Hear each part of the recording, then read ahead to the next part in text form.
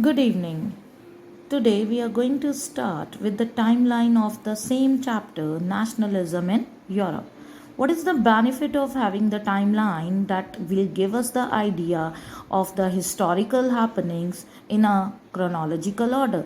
So, first of all, let's take the year 1707, very well known for Act of Union between England and Scotland, by which UK was incorporated.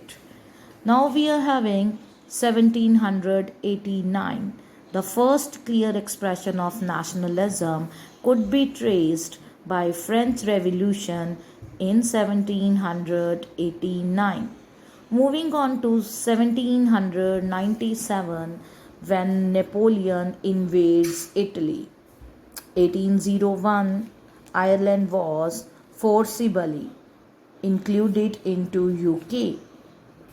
1804, better known as Civil Code, and the second name was Napoleonic Code, where Napoleon Bonaparte introduced several reforms. 1814 to 1815, Napoleon Bonaparte was defeated, and we as know the Battle of Waterloo was there.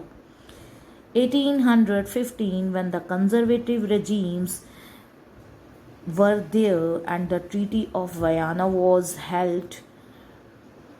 1821, Greek War of Independence. 1830, July Revolution was there. Moving on to 1832, Treaty of Constantinople that gave Greece the status of as an independent nation. In 1845, the weavers had a revolt in Silesia against the contractors. 1848, Frankfurt Parliament was there that drafted the constitution for German nation.